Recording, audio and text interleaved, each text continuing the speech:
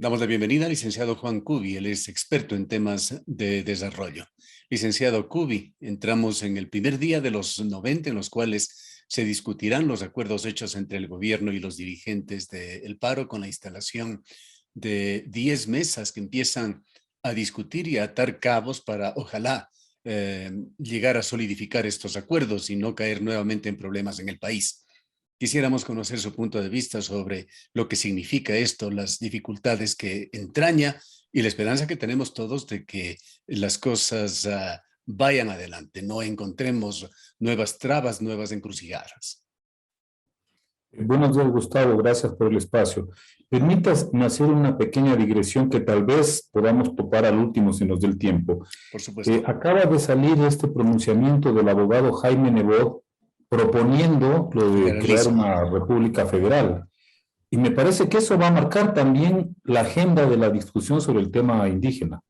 A no dudarlo, habría que interpretar qué existe detrás de esta iniciativa. Tal vez podamos ligarla con lo que está sucediendo en el país. Solo le comento esto porque me parece que es importante, ¿no? Y que ni bien estamos empezando a resolver el paro, aparece esta propuesta que no es casual. Viene de una de las figuras políticas más relevantes del país. De manera que hay que prestarle atención a eso. Claro que sí. Si quiere usted, empecemos por eso. Pues son temas que se han venido conversando en diferentes ámbitos desde hace algunos meses aquí en la ciudad de Cuenca. Existen chats, grupos que lo discuten, lo propio se lo ha hecho a nivel nacional. Guayaquil ha sido particularmente intenso en eso. Empecemos por este tema. Bueno, le cuento que casualmente ayer me enteré de que aquí en Cuenca ya hace más de un año operan unos grupos que están también debatiendo el tema del federalismo. Bueno, no me compete a mí decir la persona que me comunicó esto porque había estado cercana, pero obviamente habría ya como que una preocupación sobre el tema central. Pero verá, a mí la lectura que yo hago del abogado Nebot, a mi modo de ver, es muy clara. Es como decir, a ver, ustedes allá en la sierra háganse cargo de la cuestión indígena.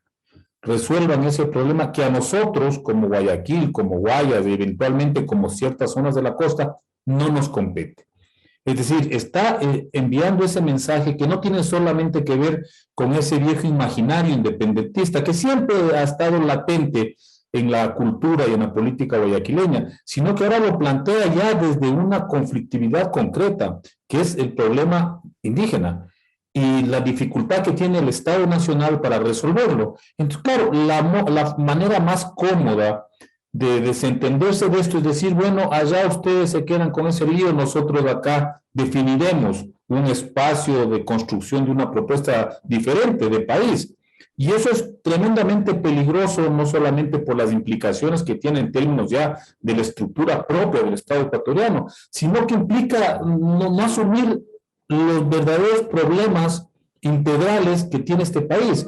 No sé qué estarán pensando las élites guayaquileñas si son capaces de sobrevivir, como decía Vicente Robadito, sin el petróleo. Dice, nosotros acá tenemos todo a la mano para sobrevivir como una república independiente. De manera que eso creo que es un debate fundamental, porque claro, con el tema del paro se reactivan estas visiones separatistas. Indudablemente. Y esta ha sido una línea practicada por Cynthia Viteri a lo largo del paro. Pudimos ver varias manifestaciones de ella, incluso una felicitación a los guayaquileños por prácticamente no haber sentido los problemas del paro. Las actividades, decía Cynthia Viteri, felicitando a su población, se dieron normalmente, no nos faltó agua, no nos faltó alimentos, etcétera, etcétera, pero marcando distancias y un desentendimiento de lo que pasaba en el resto del país, además, sin una comprensión social global de país, de república, diríamos. Pues con un agravante, Gustavo. Cynthia Viteri planteó la posibilidad de proveerse de insumos agrícolas desde el Perú. O sea, nunca pensó en la posibilidad de resolver el tema del paro, de plantearse una estrategia, digamos, consciente de la integridad de este país. Y dijo, bueno, en todo caso, si es que los indígenas no me traen papa y cebolla, yo compraré en el Perú. Sí, pero el otro tema, Gustavo, es el discurso de la alcaldesa de Guayaquil era, miren, aquí no hemos tenido este tipo de incidentes, como diciendo, bueno, eso son cosas que pasan allá en la sierra, en la Amazonía. Aquí hemos sido una ciudad ejemplar, pero claro, cuando nosotros vemos los índices de criminalidad de marginalidad que hay en Guayaquil, también uno se sorprende, dice, ¿de qué están hablando? ¿Cuál es el modelo de la ciudad exitosa que supuestamente quieren convertir en una república independiente? Porque tampoco es que ese es un paraíso comparando con lo que es el resto del país. Entonces, hay una visión que habría que interpretarla con más detenimiento. ¿Qué es lo que puede estar en juego estratégicamente detrás de estas declaraciones? Que, mire, Gustavo, siempre ha habido este imaginario, siempre ha habido estas conversaciones alrededor de este tema, pero yo de lo que yo sé es la primera vez que una autoridad o que una figura relevante lo plantea de esa manera. Que yo sepa, no habían antes escuchado que digan, no es del señor Illingworth, no es de aquellos que están bastante fanatizados con el tema del centralismo y la descentralización, no. El señor Nebot viene y dice, es el momento de construir un Estado federal. Y lo hace en un momento crítico, como usted señala, al inicio claro. de estos diálogos y también cuando estamos prácticamente ya en la recta final para la campaña electoral que debe iniciarse en forma inminente para las elecciones seccionales. Sí, entonces habría que ver a qué está articulado esto. Creo que no solamente el tema electoral. A mí me parece que hay un mensaje muy claro de decirle a este país que tenemos esta cuestión indígena que es compleja, que no se ha resuelto en 200 años de república y que en todo caso eso no es algo que le compete a Guayaquil. A mí me parece que el mensaje es clarísimo. Nosotros tenemos un modelo, seguramente está pensando más abierto al mundo, más articulado en la economía global, donde todo lo que sea ancestralidad, donde todo lo que sea comunidad, cultura, donde todo lo que sea mundo indígena es ajeno a la dinámica del puerto, ¿no? Y el mensaje, al menos yo lo escucho de esa manera, Gustavo. Ahora, ¿cuáles son los temas que de alguna manera han tomado raíz en algo que hemos conocido de estos grupos que venían discutiendo sobre el federalismo en Cuenca? Es el tema del centralismo, de la inequidad, sobre todo en términos de desarrollo de esta zona del país, reflejado sobre todo en la vialidad. Estos son los temas que de alguna manera alimentan esta posibilidad. En efecto, o sea, siempre se ha hablado además de un bicentralismo, ¿no? Que eso es lo que también ha terminado por afectar a la zona austral del país, porque no es solamente Quito, es Quito y Guayaquil que en cierta manera han concentrado la economía, la política y muchas otras facetas de la convivencia nacional. El tema es que si es que el federalismo realmente es una opción, eso es lo que hay que discutir. En un país tan pequeño, sus 17 millones de habitantes, 270.000 kilómetros cuadrados, no sé si es que tenga lógica o tenga posibilidades fragmentarlo, digamos, ni siquiera sé en cuántas federaciones, en cuántos estados federados, 3, 4, acuérdese que ya hace un siglo y medio este país se dividió en 4, digamos, estados, ¿no? ¿Se acuerda? En el año, si no me quedo, antes de García Moreno, no sé exactamente, creo que era en el año 1861, si no me falla la memoria. Hubo 4 gobiernos, Loja, Cuenca, Guayaquil y Quito.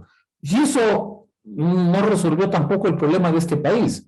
Entonces, me parece que habría que ver qué es lo que están pensando estos grupos, estos sectores que alimentan no solamente el debate, sino la posibilidad de empezar a presionar por ir a ese modelo. A mi modo de ver, la propuesta de Nebot es ya una presión, o sea, define ya una estrategia posible de plantearse esto del Estado federal. Entre los temas complejos y además posiblemente negativos será también la creación de más burocracia, pues cada región o estado federal, como se quiera proponer finalmente, tendrá que tener su estructura administrativa, tendrá que tener un parlamento para comenzar. ¿Y cómo dividimos el país, Gustavo? Yo estoy pensando, por ejemplo, en esas provincias de estribación, Cañar, Bolívar, Cotopaxi. ¿Qué hacemos con esas provincias que están a mitad de la sierra, a mitad de la costa? ¿A qué se articulan? Esas no son economías. O sea, si usted piensa en Cañar, no es una economía articulada a la sierra, es una economía que está en la mitad de la sierra y de la costa, que funciona como un puente y que dinamiza de alguna manera su economía regional y local, articulada tanto a la economía o a la producción de la costa como de la sierra. ¿Qué vamos a hacer con esa? Vamos a partirlos por la mitad. O sea, me parece que no puede lanzarse una propuesta así tan compleja de una manera tan simplona. Digamos que el globo de ensayo está lanzado, por lo menos se ha abierto un debate y, como usted señala, viene de un dirigente, si bien no podríamos decir popular, sí lo es en la ciudad de Guayaquil, pero un dirigente que tiene peso en la política ecuatoriana. Bueno, es el jefe del Partido Social Cristiano, que es el partido que de alguna forma está jugando en la Asamblea Nacional una estrategia. Si nos ponemos a pensar, Gustavo, el Partido Social Cristiano impidió la sanción a la destitución del presidente Lasso. Eso ya implica una fuerza, eso es innegable. Sus votos sirvieron para eso. ¿Será que tal vez esa postura le sirve al Partido Social Cristiano para sacar esta nueva carta del Estado Federal? Habría que empezar a pensar si eso es parte de un acuerdo con el presidente Lasso, porque no se olvide Gustavo, que Lasso también representa los intereses de Guayaquil. Y probablemente él también tiene dentro de su estructura mental la idea de eventualidad de una federación o de una república independiente, porque ese, Gustavo, no nos engañemos, ese ha sido uno de los sueños de las élites guayaquileñas desde el momento en que se dio la independencia de este país. Bien, veamos qué es lo que pasa con este tema. Démosle una mirada a las mesas que se instalan hoy en Ecuador. He escuchado al presidente de la Conferencia Episcopal, Monseñor Cabrera. Entiendo que van a ser 10 mesas correspondientes a los 10 puntos planteados. Entiendo que van a buscar una representación paritaria y equitativa en estos espacios y que van a buscar asesoría de la academia o de otros organismos en la parte más técnica, porque obviamente no es solo una discusión política de decisiones, es también una discusión de viabilidad de las propuestas. Entiendo que ellos se instalan. Ahora bien, lo que yo veo es que hay que ver cómo se va a manejar el tema de las 3 organizaciones que estuvieron en alianza en el paro. Porque, bueno, no es secreto que ahí no hay una visión unitaria, ¿no? He escuchado, por ejemplo, del lado de la FENOCIN una postura mucho más radical respecto del diálogo. La hegemonía de la CONAIE es incuestionable, pero también he escuchado al dirigente de la FEINE, de la Federación de Indígenas Evangélicos, que él plantea que, bueno, que tampoco esperemos que se resuelvan en 90 días estos problemas, porque hay algunos que requerirán de mayor tiempo. O sea, ahí hay como que 3 posturas que no están, digamos, que no son monolíticas solo. Eso habrá que ver también cómo se expresa en las negociaciones con el gobierno. En lo que respecta a la agenda, de acuerdo con las palabras de Francisco Jiménez, el ministro de Gobierno, no son únicamente los 7 puntos que fueron parte del acuerdo de paz. Se dijo que se va a discutir sobre los 10 puntos. Es decir, que se pone sobre la mesa la agenda completa que había solicitado la CONAIE.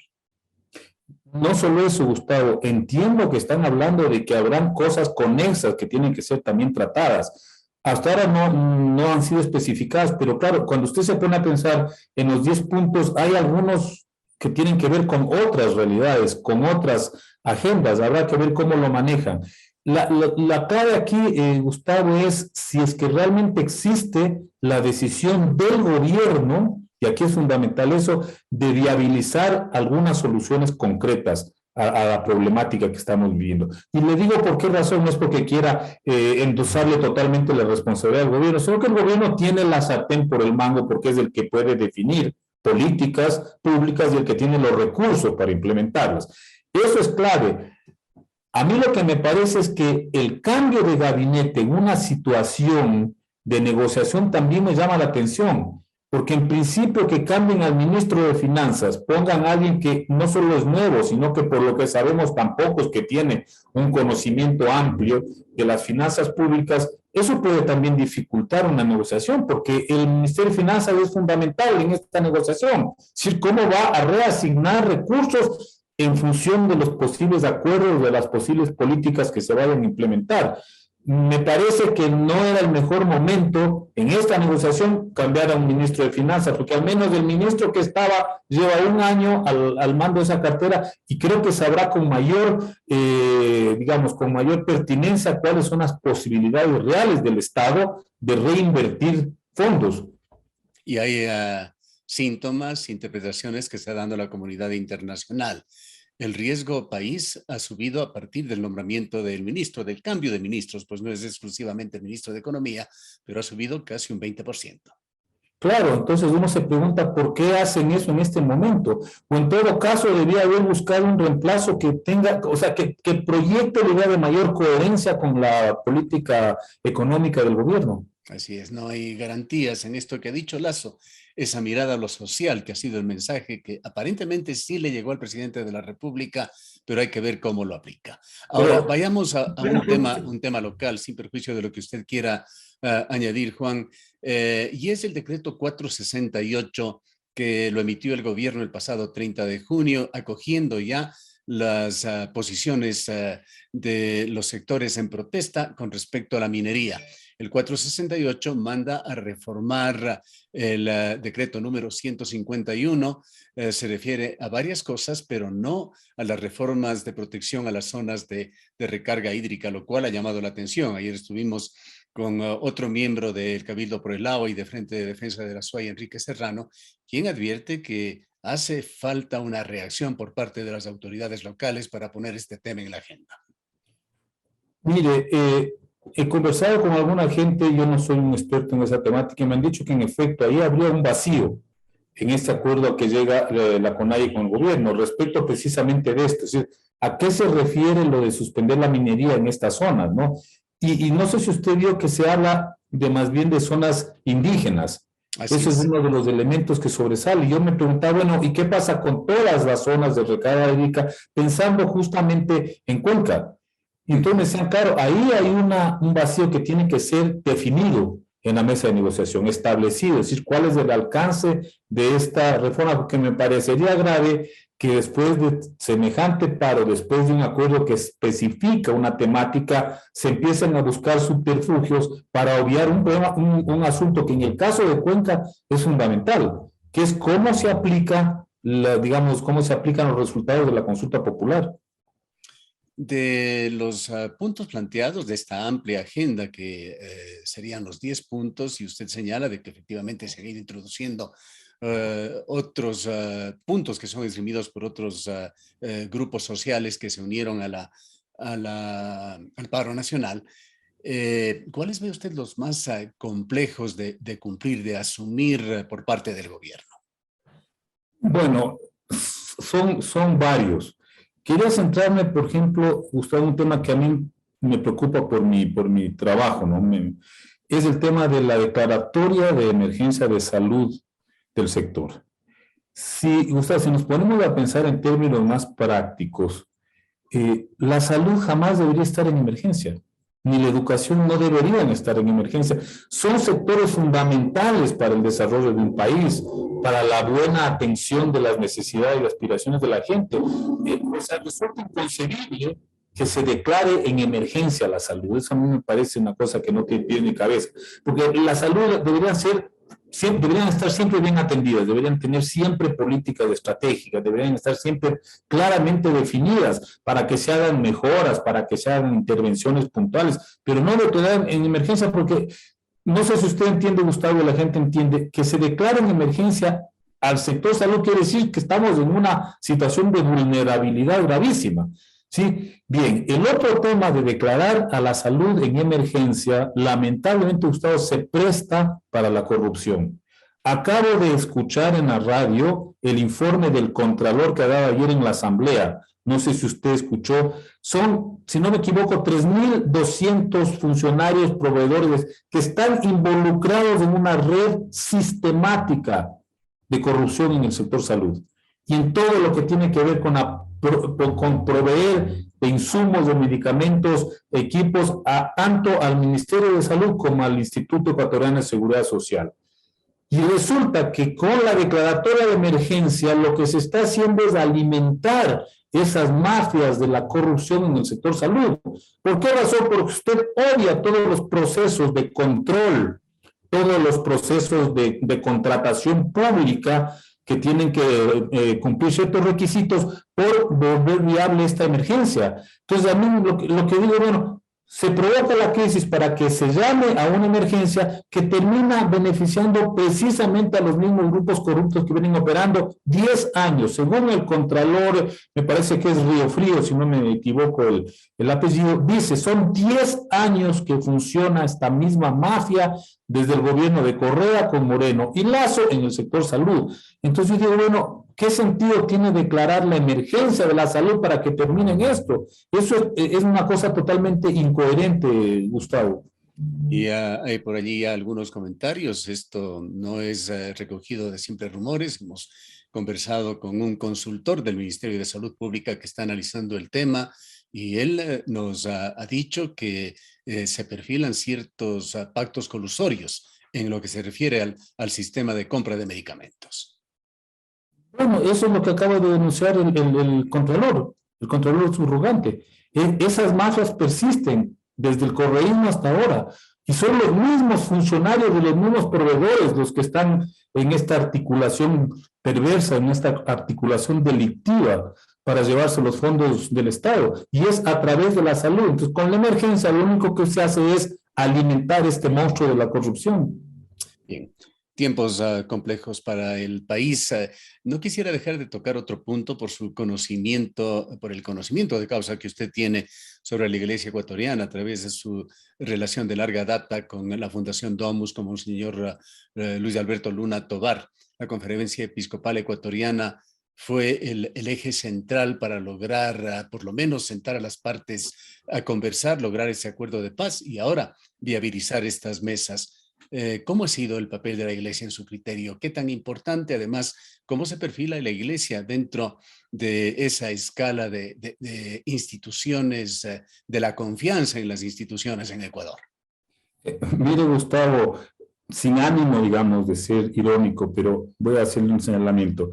En el país, la Iglesia Católica es más o menos como las asambleas constituyentes. Son las instituciones que impiden que los ecuatorianos nos matemos, porque así viene a ser, es decir, interviene la conferencia episcopal de alguna manera para lograr que las dos partes se sienten a dialogar y eviten el agravamiento del conflicto.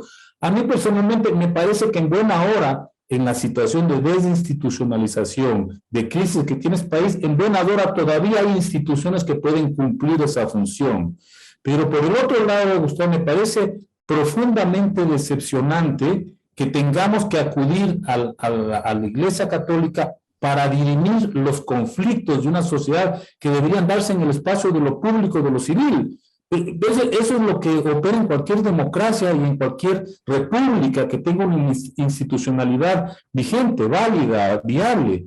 No puede ser posible que los espacios que están creados, que están instituidos para dirimir la lucha política no funcionen. Le pongo un ejemplo, para eso tenemos una Asamblea Nacional, se supone que es el primer poder del Estado donde se expresa la disputa política de los sectores sociales. Bueno, eso no funciona. Y tenemos otros organismos que tampoco cumplen esa función. Entonces, claro, resulta que en el momento extremo tenemos que acudir a la Iglesia Católica porque aparece como la única institución, no solamente con prestigio, sino con la capacidad de mediar. Y eso lo que expresa es la inviabilidad del sistema político, de las instituciones políticas. Y eso es lamentable, Gustavo, porque no podemos estar cada cierto tiempo apelando a la Iglesia para que resuelva los conflictos que le corresponden a los ciudadanos, a la gente. Y es segunda vez, verá que ya estuvieron en el 2019. La Iglesia en Naciones Unidas, ahora vuelve a ser la Iglesia. Pero resulta que tenemos 3 años para que desde el gobierno, desde la asamblea, desde las fuerzas políticas, los partidos, las organizaciones, entráramos en un proceso de resolución de estos problemas. Bueno, eso no ha sido posible.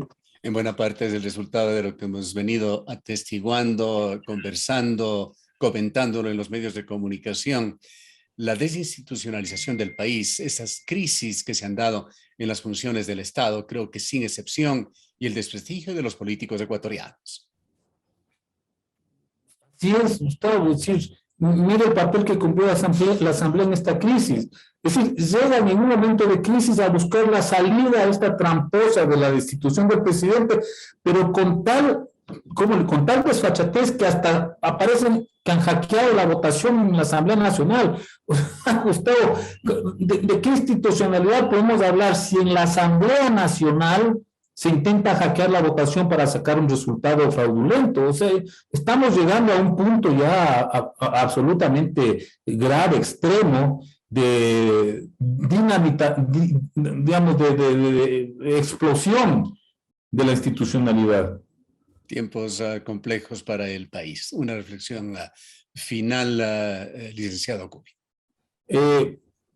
Creo que, volviendo al tema de la participación de la conferencia episcopal, creo que el gran derrotado del paro ha sido el laicismo, Gustavo, porque somos un país laico, deberíamos resolver desde esa laicidad los conflictos y tenemos que otra vez apelar a la intervención divina para resolver los problemas que son humanos, y eso me parece tremendamente deplorable.